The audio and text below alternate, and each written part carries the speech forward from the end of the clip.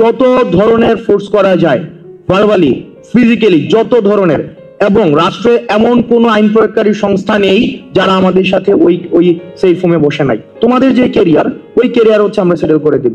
তোমাদের বিদেশে বলো, দেশে বলো, যাই বলো না কেন। এবং ওনারা আমাদেরকে বলছিলেন এই ভদ্রলোকের ক্যারিয়ার অলরেডি সেটেলড। যে 5ই আগস্টের পূর্বে মিডিয়াটা কেমন ছিল, আমাদেরকে একটা সময়ে মিডিয়াতে উপস্থাপন করা হয় যে আমরা 3 জন মন্ত্রীদের সাথে আলোচনা করতে গিয়েছি, যে উপস্থাপন করা হয় যে আমরা আলোচনা করতে গিয়েছি এবং শাটডাউন কর্মসূচি আমরা প্রত্যাহার করেছি। তো 18ই জুলাই এই ঘটনাটা আসলে মানুষের পারসেপশনে এটাই ছিল, বিভিন্ন টিভি হাউসে এটাই প্রচার হয়েছিল যে 3 সমন্বয়ক গিয়ে 3 মন্ত্রীর সাথে দেখা করে সব দাবি যেহেতু মেনে নেওয়া হয়েছে, আন্দোলন প্রত্যাহার করা হয়েছে এবং শাটডাউন কর্মসূচি প্রত্যাহার করা হয়েছে, এটা ছিল নিউজ। এবার চলেন পিছনের ঘটনা দেখি, যেটা আপনাদেরকে জানানো হয় নাই।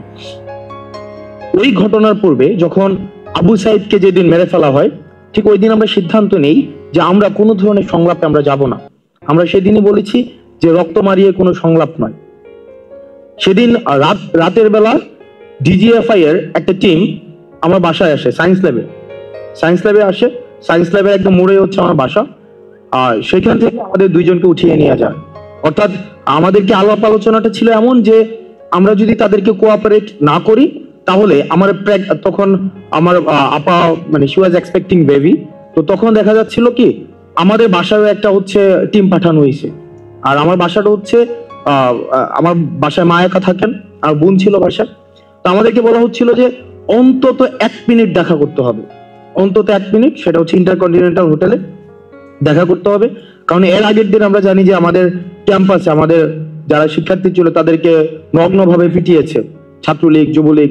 তো আমরা বলেছিলাম যে অসম্ভব, আমরা কোনোভাবেই আপনাদের সাথে কোনো আলোচনায় বসতে পারি না। পরে আমাদের বাসায় এসে হচ্ছে আমি সার্জিস একসাথে ছিলাম, আমাদেরকে উঠিয়ে নিয়ে যাওয়া হয়। এবং এখনো পর্যন্ত আপনারা যারা জার্নালিস্ট আছেন আপনারা খোঁজ নিতে পারেন, সেটা হচ্ছে আমাদেরকে সরাসরি হচ্ছে এই যে যমুনা পদ্মাতে নিয়ে যাওয়া হয়।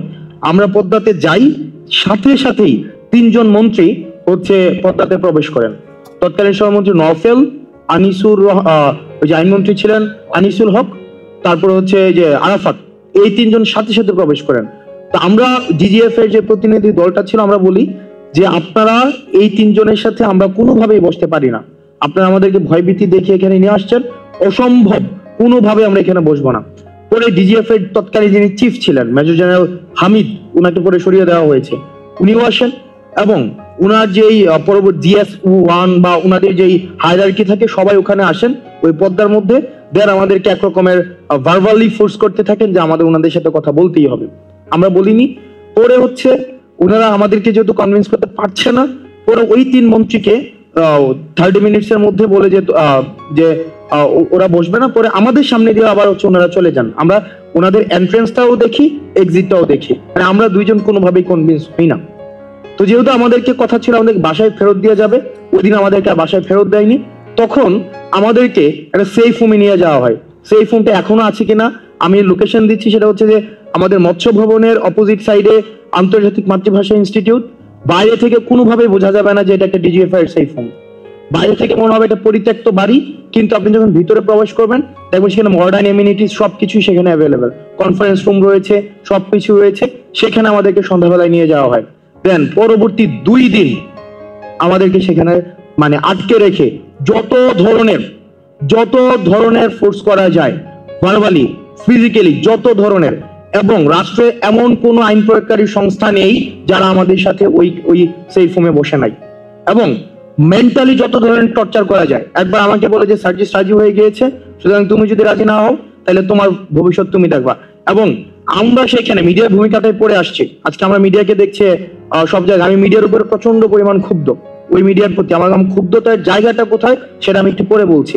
এবং সেখানে হচ্ছে আমাদেরকে কেরিয়ার সেটেল করে দেওয়ার কথা হয় যে দেখো এখানে যে প্রত্যেকটা মানুষ মারা যাচ্ছে সবগুলার দায়ভার কিন্তু তোমাদেরকে নিতে হবে, সবগুলার দায়ভার।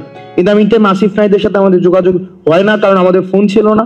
আমরা বারবার চেষ্টা করছিলাম আমরা যোগাযোগ করব, আমরা কোনোভাবেই তাদেরকে আমরা সংযোগ করতে পারছিলাম না।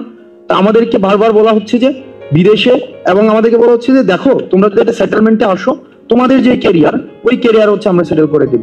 তোমাদের বিদেশে বলো, দেশে বলো, যাই বলো না কেন। এবং ওনারা আমাদেরকে বলছিলেন এই ভদ্রলোকের কেরিয়ার অলরেডি সেটেলড, কিন্তু আমরা কোনোভাবেই নেগোসিয়েশনে যেতে চাচ্ছিলাম না এবং আমরা কোনোভাবেই বসতে যাচ্ছিলাম না। তো সর্বশেষ আমাদেরকে ওই দিন আমি হাসিবকে নিয়ে আসি, কারণ আমি কোনোভাবেই আমি বিষয়টাকে যে কিভাবে অ্যাড্রেস করবো, তা হাসিব আমার সাথে ফোনে যোগাযোগ করে হাসিব নিয়ে আসে। হাসিব যেহেতু মাদ্রাসার স্টুডেন্ট ছিল, হাসিবের প্রতি আরো বেশি তাদের ক্ষোভটা বেশি ছিল। দেন সর্বশেষ স্টোরি শর্ট করি, সেটা হচ্ছে যে সর্বশেষ আবার ডিজিএফ এর একদম পুরা যে টিমটা, ওই টিমটা ওখানে আসেন। ওই দিন হচ্ছে যেদিন আমরা পদ্মাতে যাই। তারপর আমাদের কথা হচ্ছে আমরা সেখানে যাব, কিন্তু মিটিং করব না, আমাদের যে দাবিগুলো আমরা সেই দাবিগুলো দিয়ে আসবো। সেখানে সার্জিস আমাকে বলে যে দেখো, ওনারা যেহেতু বলছেন মিডিয়া সেখানে আসবে, সুতরাং আমরা অন্তত মিডিয়ার সামনে আমাদের যেই বর্তমান পরিস্থিতি সেটা আমরা উপস্থাপন করতে পারবো। ওনারা যদি মেরে ফেলবে, কিন্তু আমরা ওখানে উল্টা স্ট্যান্ড নিব। তখন আমরা ওই সিদ্ধান্ত নিয়ে আমরা পদ্মাতে যাই, কিন্তু আমরা একটা মিনিটের জন্য ওনাদের সাথে আমরা কোনো বসি নাই।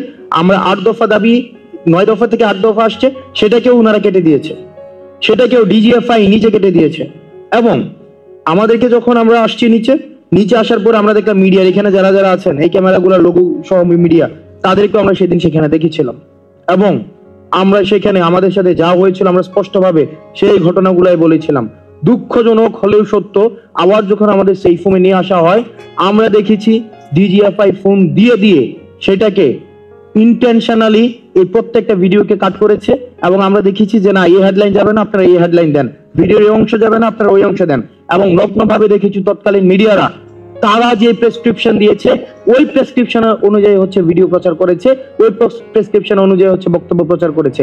আমরা স্পষ্টভাবে বলেছিলাম র ভিডিও এখন আমার কাছে আছে, যেটা কোনো সংলাপ নয়, এবং আমরা কোনো শাটডাউন কর্মসূচি প্রত্যাহার করব না। কোন শহীদের রক্তের সাথে মারিয়ে এসে আমরা কোনো সংলাপ করতে পারি না। কোনো বক্তব্য সেদিন আমাদের প্রচার করা হয় নাই। এখানে সবগুলা মিডিয়া যারা যারা আছেন, সবগুলা মিডিয়া সেদিন পর্দার সামনে ছিলেন। এখানের সবগুলা মিডিয়া সেদিন পর্দার সামনে ছিলেন, সবগুলা মিডিয়া। হয়তো আপনারা ছিলেন না, কিন্তু আপনাদের হাউজের অন্যরা হয়তো বিট করতে এসেছিলেন, সবাই ছিলেন। কিন্তু সেদিন কিন্তু আমাদের বক্তব্য প্রচার করা হয় নাই, আমাদেরকে ন্যাশনালি ভিলেন বানানোর এখানে অপচেষ্টা করা হয়েছে। এবং ওই 2 দিন আমরা ওই সেফ হোমে বসে দেখেছি যে মিডিয়া আসলে মিডিয়া হাউস থেকে নিয়ন্ত্রণ করা হয় না, এটা গণভবন থেকে প্রেসক্রিপশন দেওয়া হয় এবং প্রত্যেকটা জিনিস ডিজিএফআই নিয়ন্ত্রণ করে। এবং 2 মিনিটের নোটিশে হেডলাইন গুলো পরিবর্তন করে দেওয়া হয়। যদি কোনো হেডলাইন পছন্দ না হয়, ওই মিডিয়াকে ফোন দেওয়া হয় যে এই হেডলাইনটা এমন হবে না, ওই হেডলাইনটা এমন হবে, সাথে সাথে দেখেছি সেটাকে চেঞ্জ করতে। যে আমি আজকে একটু অ্যাড করতে চাই যে এই বাংলাদেশে 24 পরবর্তী বাংলাদেশে মিডিয়ার ভূমিকাটা আমি আসলে কেমন দেখতে চাই। আমরা 24 পূর্ববর্তী বাংলাদেশে আমরা দেখেছি যে মিডিয়া যখন প্রশ্ন করে, গণমাধ্যম যখন প্রশ্ন করে, প্রত্যেকটা প্রশ্নের একটা বিনিময় মূল্য থাকতো।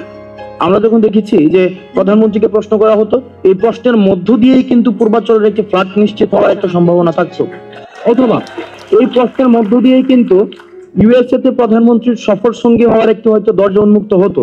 অর্থাৎ এই যে বিনিময় মূল্যের যে জায়গাটি, সেটি কিন্তু গণমাধ্যম কর্মীদের মধ্যে ছিল। একটি কালেকটিভ যে প্রচারণা, একটি বিমর্ষ ভূগোল চোখের মতো যে তুষণের যে একটি স্থূল মন মানসিকতা পুরো মিডিয়ার ছিল। আমি আপনাদের কাছে আমার প্রত্যাশা থাকবে 24 পরবর্তী বাংলাদেশে আপনারা গণভবন মুখী আর হইয়েন না, আপনারা হচ্ছেন জনগণ মুখী হন।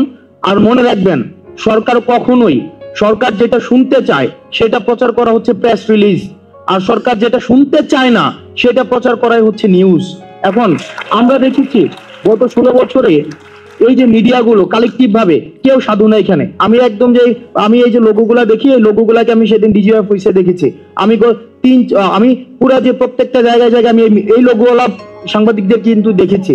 সুতরাং আমি আমার জায়গা থেকে আমি খুব বেশি হোপফুল হইতে এখনো পর্যন্ত পারি না, আমি খুবই স্কেপটিক। সেই জায়গা থেকে আমি আপনাদের কাছে প্রত্যাশা করব যে 24 পরবর্তী বাংলাদেশে আপনারা ফ্যাক্টকে তুলে ধরুন। তুষণের যে সাংবাদিকতা, এই তুষণের সাংবাদিকতা করার প্রয়োজন নাই, ক্ষমতামুখী সাংবাদিকতা করার প্রয়োজন নাই। আপনারা মানুষ যেটা সরকার শুনতে চায় না সেই জিনিসগুলো হচ্ছে তুলে ধরুন, তাহলে সবসময় আপনারা প্রাসঙ্গিক থাকবেন।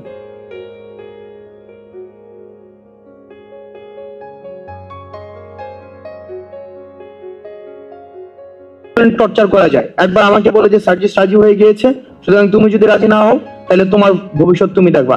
এবং আমরা সেখানে মিডিয়ার ভূমিকাটাই পড়ে আসছি। আজকে আমরা মিডিয়াকে দেখছে সব জায়গায়। আমি মিডিয়ার উপরে প্রচন্ড পরিমাণ ক্ষুব্ধ, ওই মিডিয়ার প্রতি আমার ক্ষুব্ধতার জায়গাটা কোথায় সেটা আমি একটু পরে বলছি। এবং সেখানে হচ্ছে আমাদেরকে কেরিয়ার সেটেল করে দেওয়ার কথা হয় যে দেখো এখানে যে প্রত্যেকটা মানুষ মারা যাচ্ছে সবগুলার দায়ভার কিন্তু তোমাদেরকে নিতে হবে, সবগুলার দায়ভার। কিন্তু আমি আসিফ নাহিদের সাথে আমাদের যোগাযোগ হয় না, কারণ আমাদের ফোন ছিল না। আমরা বারবার চেষ্টা করছিলাম আমরা যোগাযোগ করব, আমরা কোনোভাবেই তাদেরকে আমরা সংযোগ করতে পারছিলাম না। তা আমাদেরকে বারবার বলা হচ্ছে যে বিদেশে, এবং আমাদেরকে বলা হচ্ছে যে দেখো তোমরা যদি একটা সেটেলমেন্টে আসো, তোমাদের যে ক্যারিয়ার ওই ক্যারিয়ার হচ্ছে আমরা সেটেল করে দেবো, তোমাদের বিদেশে বলো দেশে বলো যাই বলো না কেন। এবং ওনারা আমাদেরকে বলছিলেন এই ভদ্রলোকের ক্যারিয়ার অলরেডি সেটেলড, কিন্তু আমরা কোনোভাবেই নেগোসিয়েশনে যেতে চাচ্ছিলাম না এবং আমরা কোনোভাবেই বসতে যাচ্ছিলাম না। তো সর্বশেষ আমাদেরকে ওই দিন আমি হাসিবকে নিয়ে আসি, কারণ আমি কোনোভাবেই আমি বিষয়টাকে যে কিভাবে অ্যাড্রেস করবো, তা হাসিব আমার সাথে ফোনে যোগাযোগ করে হাসিব নিয়ে আসে। হাসিব যেহেতু মাদ্রাসার স্টুডেন্ট ছিল, হাসিবের প্রতি আরো বেশি তাদের ক্ষোভটা বেশি ছিল। দেন সর্বশেষ স্টোরি শর্ট করি, সেটা হচ্ছে যে সর্বশেষ আবার ডিজিএফ এর একদম পুরা যে টিমটা, ওই টিমটা ওখানে আসেন ওই দিন, হচ্ছে যেদিন আমরা পদ্মাতে যাই। তারপর আমাদের কথা হচ্ছে